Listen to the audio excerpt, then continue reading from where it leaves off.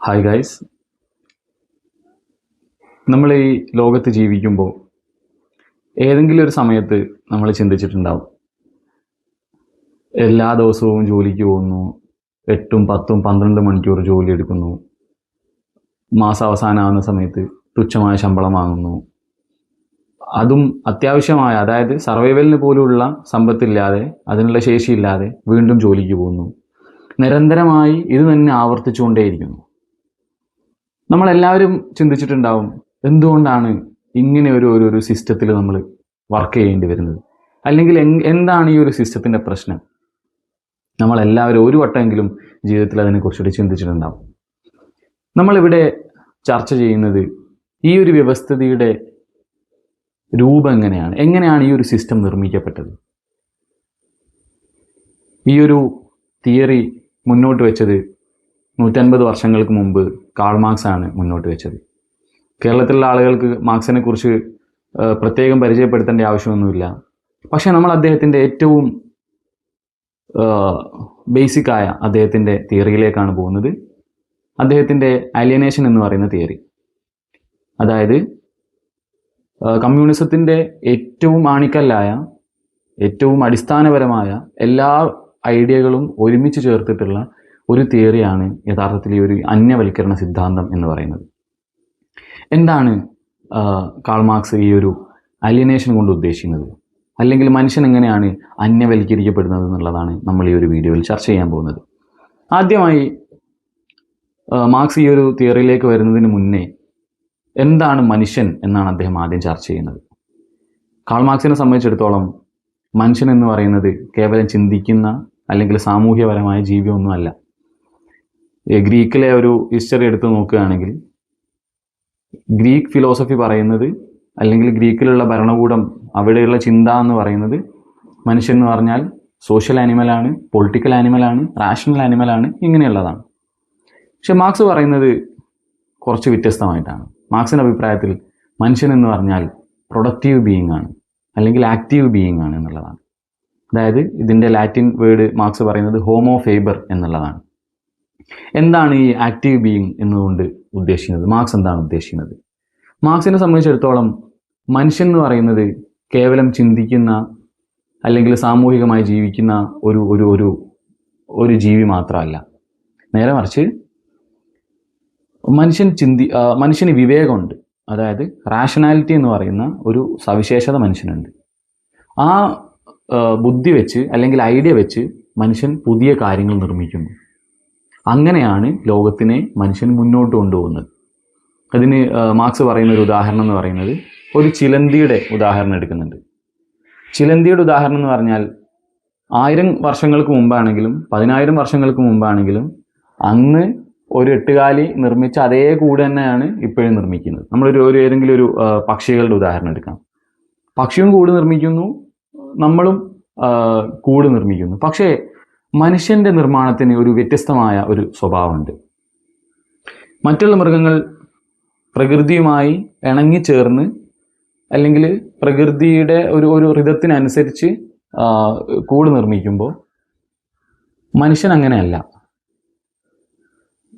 മറ്റുള്ള വന്യമൃഗങ്ങളിൽ നിന്ന് രക്ഷപ്പെടാനുള്ള നഖങ്ങളോ ഈ ഒരു കാലാവസ്ഥാ പ്രശ്നങ്ങളിൽ നിന്നൊക്കെ രക്ഷപ്പെടാനുള്ള തോലോ ഒന്നും ഇല്ലാഞ്ഞിട്ട് പോലും മനുഷ്യന് ഇത്രത്തോളം സർവൈവ് ചെയ്യാനുള്ള കാരണം മനുഷ്യന് റാഷണാലിറ്റി ഉണ്ട് എന്നുള്ളതാണ്. അതായത് മനുഷ്യന് വിവേകം ഉണ്ട് എന്നുള്ളതാണ് അതിൻ്റെ ഏറ്റവും ഒരു പ്രധാനപ്പെട്ട കാര്യം എന്ന് പറഞ്ഞാൽ.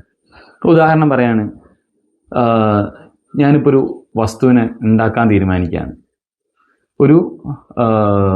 ഒരു പ്രതിമ ഉണ്ടാക്കാൻ വിചാരിക്കുകയാണെങ്കിൽ ആദ്യം ആ ഒരു പ്രതിമയുടെ ഒരു രൂപം ഉണ്ടാകുന്നത് ഒരു മനുഷ്യൻ്റെ ആശയത്തിലാണ്, അതായത് ബ്രെയിനിലാണ് ആദ്യം അതിനൊരു രൂപം ഉണ്ടാവും.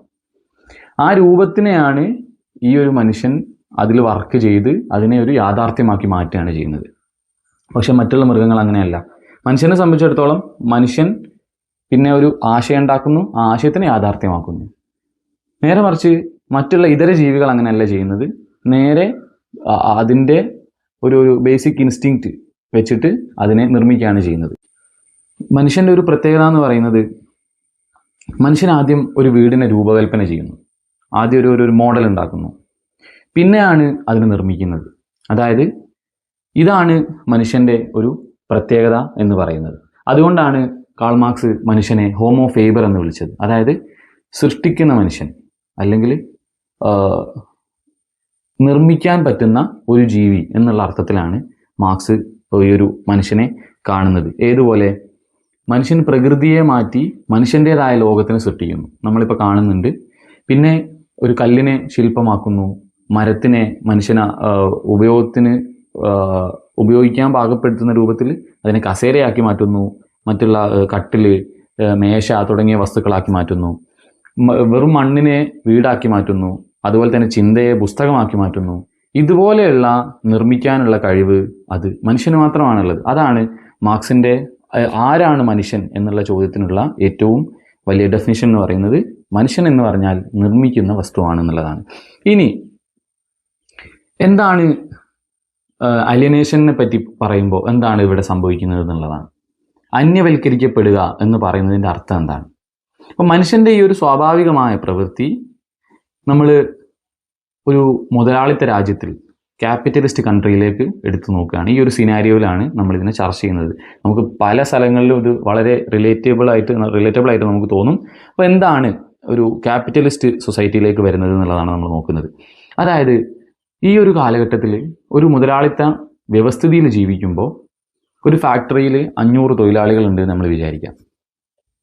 ആ 500 തൊഴിലാളികളിൽ ചില ആളുകൾ ചില പണികൾ മാത്രം എടുക്കുന്നു. അതായത് ചില ആളുകൾ സ്ക്രൂ മുറുക്കുന്ന പണിയായിരിക്കാം, അല്ലെങ്കിൽ ഒരാൾ ബട്ടൺ ഉണ്ടാക്കുന്ന പണിയായിരിക്കാം, അല്ലെങ്കിൽ അതുപോലെയുള്ള മറ്റു പല ജോലികളും ആയിരിക്കാം. ഇങ്ങനെ നിരന്തരം, അതായത് മണിക്കൂറുകളോളം ഇതേ ജോലി തന്നെ തുടരുകയാണ് ചെയ്യുന്നത്. നമ്മളിപ്പോൾ ഫാക്ടറി എടുക്കണമെന്നില്ല, ഇപ്പോഴുള്ള കമ്പനികളാണെങ്കിലും സാധനങ്ങളുടെ കണക്ക് നോക്കുന്നു, എക്സ്പോർട്ടിൻ്റെ നോക്കുന്നു, ഇമ്പോർട്ടിൻ്റെ ഡാറ്റ നോക്കുന്നു. ഇങ്ങനെ ഒരേ ജോലികൾ തന്നെ നിരന്തരം 8, 10, 12, 14 മണിക്കൂറുകളോളം ചെയ്യുന്ന ഒരു വ്യവസ്ഥിതിയാണ് ഇപ്പോൾ ഉള്ളത്. അങ്ങനെ വർഷങ്ങളോളം, കാലങ്ങളോളം ഇതിങ്ങനെ തുടർന്ന് പോവുകയാണ് ചെയ്യുന്നത്. അതായത് ഈ ഒരു തൊഴിലാളിയെ സംബന്ധിച്ചിടത്തോളം ഈ തൊഴിലാളികൾ ഒരുമിച്ച് ചേർന്ന് പല ഉപകരണങ്ങളും ഉണ്ടാക്കുന്നുണ്ട്. കാർ ഉണ്ടാക്കുന്നുണ്ട്, പുതിയ വീടുകൾ ഉണ്ടാക്കുന്നുണ്ട്, വസ്ത്രങ്ങൾ ഉണ്ടാക്കുന്നുണ്ട്, അതുപോലെ തന്നെ പുതിയ പുതിയ ടെക്നോളജികൾ ഉണ്ടാക്കുന്നുണ്ട്. പക്ഷേ ഇതൊന്നും ആ തൊഴിലാളികൾക്ക് സ്വന്തമാകുന്നില്ല. എന്തുകൊണ്ടാണ് അങ്ങനെ സംഭവിക്കുന്നത്? നിരന്തരം ദിവസവും ഒരുപാട് സമയം ജോലി ചെയ്തിട്ടും എന്തുകൊണ്ടാണ് ഇവിടെയുള്ള തൊഴിലാളികൾക്ക് കൃത്യമായ ജീവിത സാഹചര്യങ്ങളോ അല്ലെങ്കിൽ പ്രശ്നങ്ങളോ ഇല്ലാതെ സമാധാനത്തിൽ ജീവിക്കാൻ പറ്റാത്തത് എന്താണെന്നുള്ളതാണ് മാർക്സിൻ്റെ ഒരു പോയിന്റ് എന്ന് പറയുന്നത്.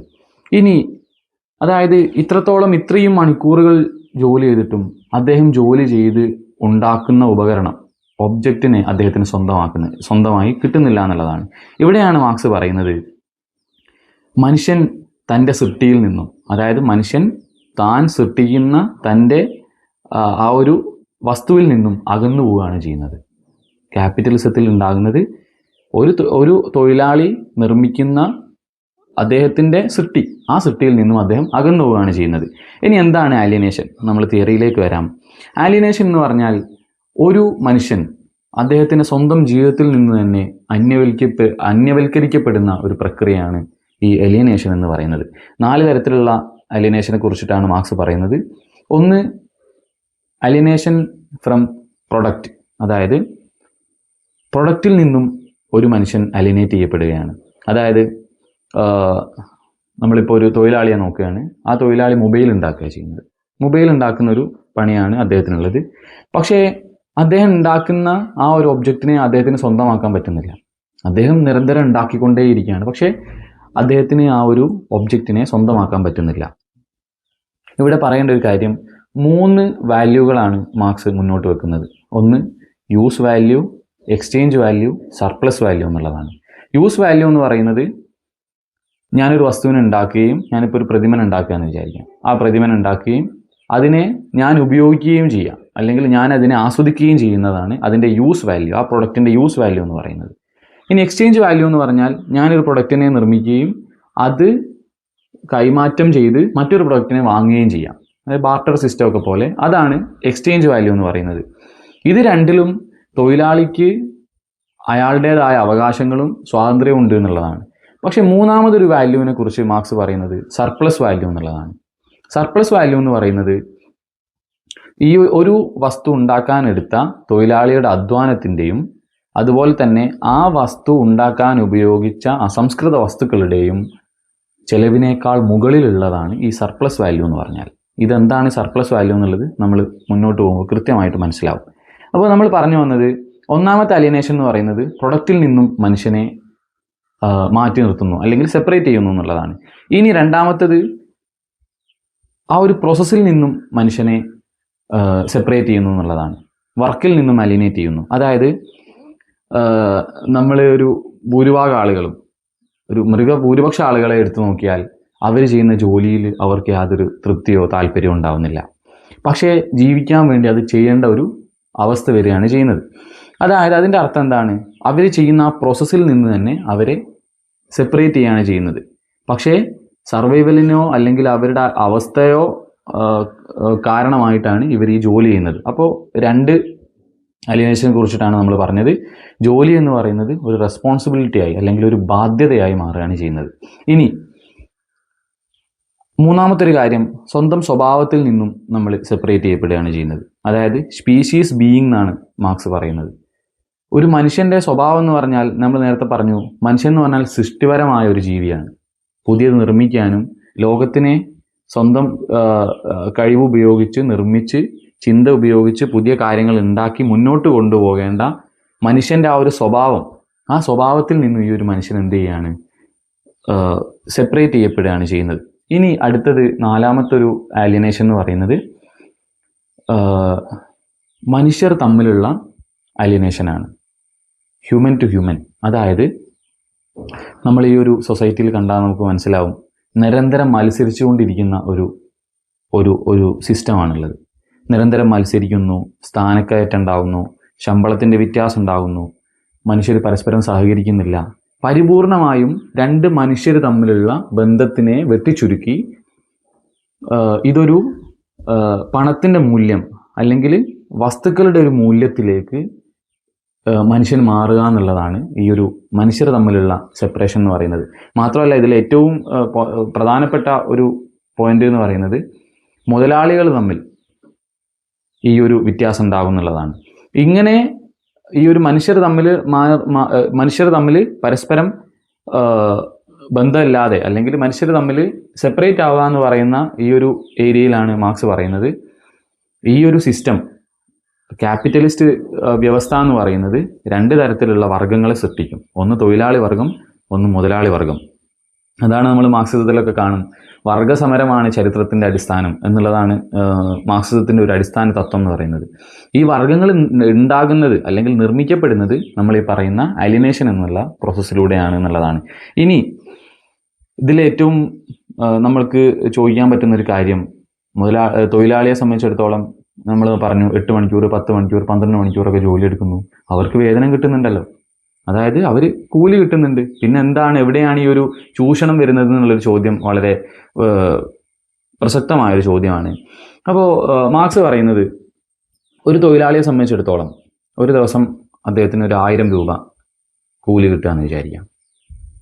അതായത് ഒരു പ്രൊഡക്റ്റ് ഉണ്ടാക്കാൻ അദ്ദേഹം ഉപയോഗിക്കുന്ന അധ്വാനം, ആ അധ്വാനത്തിന് അദ്ദേഹത്തിന് ഒരു 1000 രൂപ ചിലവ് കിട്ടുന്നു, വേതനം കിട്ടുന്നു. ആ 1000 രൂപ വേതനം പിന്നെ ആ പ്രൊഡക്റ്റിനെ നിർമ്മിക്കാനുള്ള അസംസ്കൃത വസ്തുക്കൾ, നമ്മൾ നേരത്തെ പറഞ്ഞ പോലെ ഒരു ബിംബം അല്ലെങ്കിൽ ഒരു പ്രതിമ ഉണ്ടാക്കുകയെന്ന് വിചാരിക്കാം.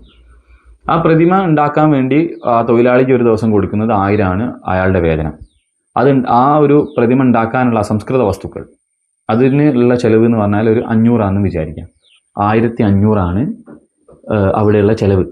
പക്ഷേ ഈ മുതലാളി അല്ലെങ്കിൽ ഈ ഒരു ഇതിനെ വിൽക്കുന്ന ആൾ എന്ന് പറയുന്നത് തൊഴിലാളിയെ സംബന്ധിച്ചിടത്തോളം നമ്മൾ ഉണ്ടാക്കുന്ന പ്രതിമയെ ഉണ്ടാക്കുന്ന കല്ലോ അല്ലെങ്കിൽ പെയിൻറ്റോ ബ്രഷ് തുടങ്ങിയ ക്ലേ പോലെയുള്ള ഒരു വസ്തുക്കളും തൊഴിലാളിക്ക് സ്വന്തമാകുന്നില്ല. ഇതെല്ലാം മറ്റൊരാൾ വാങ്ങി, അതായത് മുതലാളി വാങ്ങി തൊഴിലാളിക്ക് കൊടുക്കുകയാണ് ചെയ്യുന്നത്.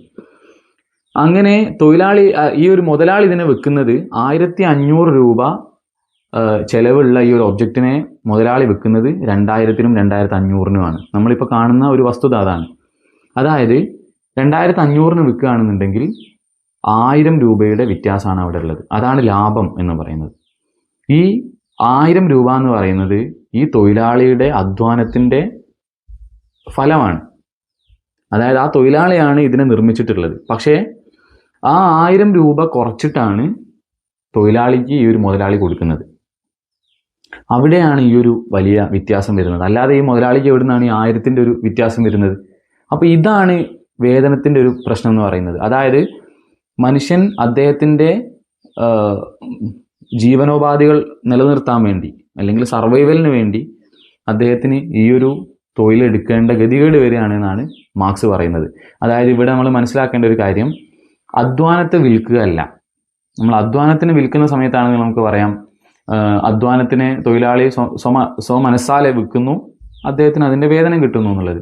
പക്ഷെ അധ്വാനമല്ല വിൽക്കുന്നത്, നേരെ മറിച്ച് അധ്വാന ശേഷിയാണ് വിൽക്കുന്നത്. എന്താണ് ഇത് തമ്മിലുള്ള വ്യത്യാസം എന്ന് ചോദിച്ചാൽ, നമ്മൾ പറയാണ് ട്രെയിനിൻ്റെ ചലനവും ട്രെയിനിൻ്റെ ചലനശേഷിയും ഇത് രണ്ടും രണ്ടെണ്ണമാണ്. ട്രെയിന് മുന്നോട്ട് പോവുകയാണെങ്കിൽ അല്ലെങ്കിൽ ചലിക്കുകയാണെങ്കിൽ നമ്മൾ പറയും ട്രെയിൻ ചലിക്കുന്നുണ്ട്. പക്ഷേ ട്രെയിൻ നിർത്തിയിട്ടതാണെങ്കിലും ട്രെയിനിൻ്റെ ചലനശേഷി അതിനുണ്ട്. അതായത് ചലിക്കാനുള്ളൊരു കഴിവ് അതിന് തന്നെ ഉണ്ട്. മാർക്സ് പറയുന്നത് അധ്വാനിക്കാനുള്ള ശേഷി, ലേബർ പവറാണ് ഒരു മനുഷ്യൻ്റെ അധ്വാനിക്കാനുള്ള ശേഷി. എന്തിനാണ് ഈ ശേഷി മനുഷ്യനുള്ളത്? മാർക്സ് പറയുന്നത് പുതിയ കാര്യങ്ങളെ നിർമ്മിക്കാനും ലോകത്തിനെ അതിനനുസരിച്ച് മാറ്റാനുമുള്ള മനുഷ്യൻ്റെ ആ കഴിവ്, അതിനെയാണ് ഈ ഒരു അധ്വാന ശേഷി എന്ന് പറയുന്നത്. ഈ ശേഷിയാണ് ഈ ഒരു തൊഴിലാളിക്ക് സർവൈവലിന് വേണ്ടി വിൽക്കേണ്ട ഒരു അവസ്ഥ വരുന്നത്. അപ്പോൾ ഇതിൻ്റെ ഒരു ഗൗരവപരമായ ഒരു വിഷയം നമ്മൾ കാണുന്നത് ഇവിടെയാണ്. അതായത് മാർക്സിനെ സംബന്ധിച്ചിടത്തോളം തൊഴിലാളി അധ്വാനിച്ച അധ്വാനത്തിനുള്ള പങ്കോ അല്ലെങ്കിൽ അതിന് സമാനമായ മൂല്യമോ അദ്ദേഹത്തിന് തിരിച്ചു കിട്ടുന്നില്ല. തൊഴിലാളിയെ ചൂഷണം ചെയ്യുന്നതിലൂടെയാണ് മുതലാളി ഈ ഒരു ലാഭത്തിനെ കൈക്കലാക്കുന്നത് എന്നുള്ളതാണ്.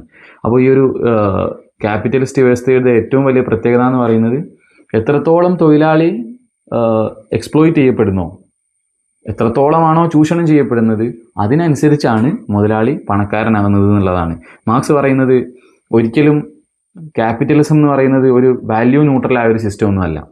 അപ്പോൾ നമ്മൾ ഈ ചില ആളുകളുടെയൊക്കെ ഒരു ആർഗ്യുമെൻ്റ് കേട്ടാൽ നമുക്ക് മനസ്സിലാവും, ക്യാപിറ്റലിസം എന്ന് പറഞ്ഞാൽ വളരെ വാല്യൂ ന്യൂട്രലായ ഒന്നാണ്, ഈ ഒരു ആറ്റം ബോംബൊക്കെ പോലെയാണ്, അതിന് സ്വന്തമായ മൂല്യങ്ങളൊന്നുമില്ല, അതിനെ ആരുപയോഗിക്കുന്നു എന്നുള്ളതനുസരിച്ചാണ് പണം ഉണ്ടാക്കേണ്ട ആൾക്കാർക്ക് പണം ഉണ്ടാക്കാം. മാർക്സ് പറയുന്നതല്ല, ഈ ഒരു ക്യാപിറ്റലിസം എന്ന് പറയുന്നത് വാല്യൂ ന്യൂട്രലായ ഒരു സിസ്റ്റമേ അല്ല. നേരെ മറിച്ച് ക്യാപിറ്റലിസം നിലനിൽക്കുന്നത് സർപ്ലസ് വാല്യൂ എന്ന് പറയുന്ന ഒരു തത്വത്തിൻ്റെ അടിസ്ഥാനത്തിലാണ്, അല്ലെങ്കിൽ ആ ഒരു വാല്യൂവിലാണ് ഇത് നിലനിൽക്കുന്നത്. സർപ്ലസ് വാല്യൂ എന്ന് പറയുന്നത് അടിസ്ഥാനപരമായി നിലനിൽക്കുന്നത് ചൂഷണത്തിൻ്റെ മേലാണ്. എത്രത്തോളം ഒരു തൊഴിലാളി കൂടുതൽ അധ്വാനിക്കേണ്ടി വരുന്നോ അതിനനുസരിച്ച് അദ്ദേഹം ചൂഷണം ചെയ്യപ്പെടുകയാണ് ചെയ്യുന്നത്. നമ്മൾ ഈ ഒരു പറയുന്ന ഈ ഒരു തിയറി എടുത്തു നോക്കിയാൽ നമുക്ക് മനസ്സിലാവും. അപ്പോൾ നമ്മൾ പറഞ്ഞു വന്നത്, വേതനം എന്ന് പറയുന്നത് ഒരു തൊഴിലാളിയെ അദ്ദേഹത്തിൻ്റെ അധ്വാനം വിറ്റിട്ടാണ് ഞാൻ ജീവിക്കുന്നത്, അല്ലെങ്കിൽ ഞാൻ ജോലി എടുക്കുന്നത് എനിക്ക് വേതനം കിട്ടുന്നത് കൊണ്ടാണ് എന്നുള്ള ഒരു മിഥ്യാധാരണ ക്യാപിറ്റലിസത്തിൽ സൃഷ്ടിക്കും എന്നുള്ളതാണ് മാർക്സ് പറയുന്നത്. ഇനി നമ്മൾ നേരത്തെ പറഞ്ഞ പോലെ സർപ്ലസ് വാല്യൂവിൽ അദ്ദേഹം ആഡ് ചെയ്ത് പറയുന്നത് 10 മണിക്കൂറാണ് ഒരു തൊഴിലാളി ജോലി ചെയ്യുന്നതെങ്കിൽ 6 മണിക്കൂറിൻ്റെ ഒരു ഉദാഹരണം പറയുകയാണെങ്കിൽ 6 മണിക്കൂറിൻ്റെ വേതനമാണ് അദ്ദേഹത്തിന് കിട്ടുന്നത്. നേരെ മറിച്ച് ബാക്കിയുള്ള 4 മണിക്കൂറിൻ്റെ വേതനം ഈ ഒരു മുതലാളിക്കാണ് പോകുന്നത്. അപ്പോൾ എന്തിനു വേണ്ടിയാണ് ഈ തൊഴിലാളി ജോലി ചെയ്യുന്നത്? മുതലാളിയെ സേവിക്കാനോ അല്ലെങ്കിൽ മുതലാളിക്ക് വേണ്ടിയോ ആണ് ഈ ഒരു മനുഷ്യന് അതിനുള്ള ജോലി ചെയ്യുന്നത് എന്ന് പറഞ്ഞാൽ. ഇനി നമ്മൾ ഈ ഒരു കാലഘട്ടത്തിലേക്ക് വരികയാണെന്നുണ്ടെങ്കിൽ നമ്മൾ പറയാണ്, ഇപ്പോഴുള്ള ഓൺലൈൻ ഡെലിവറികളൊക്കെ നോക്കുക, സൊമാറ്റോ ഇതുപോലെയുള്ള ഇൻസ്റ്റാമാർട്ടൊക്കെ പോലെയുള്ളത് നോക്കുകയാണെന്നുണ്ടെങ്കിൽ അവിടെ ജോലി ചെയ്യുന്ന ആളുകൾ അവർ മണിക്കൂറുകളോളം ജോലി ചെയ്തിട്ടും കൃത്യമായും അവർ ചൂഷണത്തിന് വിധേയമായിക്കൊണ്ടേയിരിക്കുകയാണ് ചെയ്യുന്നത്. അതായത് ഈ ഒരു വ്യവസ്ഥിതി അങ്ങനെയാണ് മുന്നോട്ട് പോകുന്നത്. എത്രത്തോളം കൂടുതൽ ജോലി ചെയ്യുന്നോ അത്രത്തോളം ഇവർ ചൂഷണം ചെയ്യപ്പെടുകയാണ് ചെയ്യുന്നത്. ഇത് ചെയ്യുന്നത് എന്തിനു വേണ്ടിയാണ്? മനുഷ്യരുടെ അടിസ്ഥാനപരമായ വീട്, ഭക്ഷണം, പാർപ്പിടം തുടങ്ങിയ ആവശ്യങ്ങളെ പൂർത്തിയാക്കാൻ വേണ്ടിയിട്ടാണ് മനുഷ്യരിങ്ങനെ ചെയ്യുകയും ചെയ്യുന്നത്. അപ്പോൾ നമ്മൾ പറഞ്ഞത് അലിനേഷൻ എന്ന് പറയുന്നത് കേവലം ഒരു ഫാക്ടറിയിൽ മാത്രം നടക്കുന്നതല്ല, നേരെ മറിച്ച് മുതലാളിത്ത വ്യവസ്ഥിതിയിൽ നിരന്തരം എല്ലാ തലങ്ങളിലും, അത് കുടുംബത്തിലാണെങ്കിലും സമൂഹത്തിലാണെങ്കിലും രാഷ്ട്രത്തിലാണെങ്കിലും എല്ലാ ഇടങ്ങളിലും നിരന്തരമായി കാണുന്ന ഒന്നാണ് ഈ ഒരു അന്യവൽക്കരണം എന്ന് പറയുന്നതാണ് മാർക്സിനെ സംബന്ധിച്ചിടത്തോളം ഈ ഒരു സിസ്റ്റം എന്ന് പറയുന്നത്. അപ്പോൾ നമ്മൾ കാണുന്നതുമാണ്, നമ്മൾ അറിയുന്നതുമാണ്. മാത്രമല്ല ഇദ്ദേഹം പറയുന്നുണ്ട് മാർക്സിസത്തിൻ്റെ ഏറ്റവും ഒരു അടിസ്ഥാനപരമായ ഒരു തത്വം എന്ന് പറയുന്നത്, മുതലാളിത്തത്തിനെ സംബന്ധിച്ചിടത്തോളം നമ്മൾ നേരത്തെ പറഞ്ഞു, ഈ ഒരു വർഗങ്ങൾ തമ്മിലുള്ള വ്യത്യാസം, ഡിഫറൻസ് വളരെ കൂടും. തൊഴിലാളി വർഗവും മുതലാളി വർഗം എന്ന് പറയുന്ന രണ്ട് പാർട്ടുകൾ, രണ്ട് ക്ലാസ്സുകളായി ഈ ഒരു സമൂഹം മാറും മുതലാളിത്ത സൊസൈറ്റിയിൽ. അങ്ങനെ മാറി അത് നിരന്തരം കൂടിക്കൊണ്ടേയിരിക്കുകയാണ് ചെയ്യുന്നത്. അതുകൊണ്ടാണ് ഈ ഒരു പണമില്ലാത്ത ആളുകൾ വീണ്ടും വീണ്ടും ദരിദ്രരാവുകയും പണമുള്ള ആളുകൾ കൂടുതൽ കൂടുതൽ പണക്കാരാകുകയും ചെയ്യുന്നതിൻ്റെ ആ ഒരു അടിസ്ഥാനം എന്ന് പറയുന്നത് ഇതാണ്. അതുകൊണ്ടാണ് വളരെ ചെറിയ ശതമാനം ആളുകളിൽ, ഇന്ത്യയുടെ ചരിത്രം തന്നെ അല്ലെങ്കിൽ ഇന്ത്യയുടെ ഒരു അവസ്ഥ തന്നെ എടുത്തു നോക്കിയാൽ മനസ്സിലാവും, വളരെ ചുരുങ്ങിയ ആളുകളുടെ കയ്യിൽ മുഴുവൻ സമ്പത്തും മൂലധനം മുഴുവനും ഒരു ചുരുങ്ങിയ ഒരു ആളുകൾക്ക് കേന്ദ്രീകരിക്കപ്പെടുക എന്ന് പറയുന്ന ഒരവസ്ഥയും ഈ ഒരു രണ്ട് ക്ലാസ്സുകളാവുന്നതിൽ ഉണ്ടാകും എന്നുള്ളതാണ് മാർക്സ് പറയുന്നത്. അപ്പോൾ ഇതാണ് അലിനേഷൻ എന്ന് പറയുന്ന ഇദ്ദേഹത്തിൻ്റെ ഒരു തത്വം എന്ന് പറയുന്നത്. ഇതിൻ്റെ ഒരു സമകാലീന ഒരു പ്രസക്തിയൊക്കെ നമുക്ക് മനസ്സിലാവും. മാത്രമല്ല നമ്മളിത് കാണുന്നതുമാണ്. ഇനി എന്താണ് ഈ ഒരു സിദ്ധാന്തത്തിൻ്റെ മറ്റുള്ള പെർസ്പെക്റ്റീവുകളോ അല്ലെങ്കിൽ വിമർശനങ്ങളോ ഒക്കെ ഉണ്ടെങ്കിൽ തീർച്ചയായും കമൻറ്റ് ചെയ്യാം. നമുക്ക് അതിലൂടെ ചർച്ച ചെയ്തിട്ട് മുന്നോട്ട് പോകാം.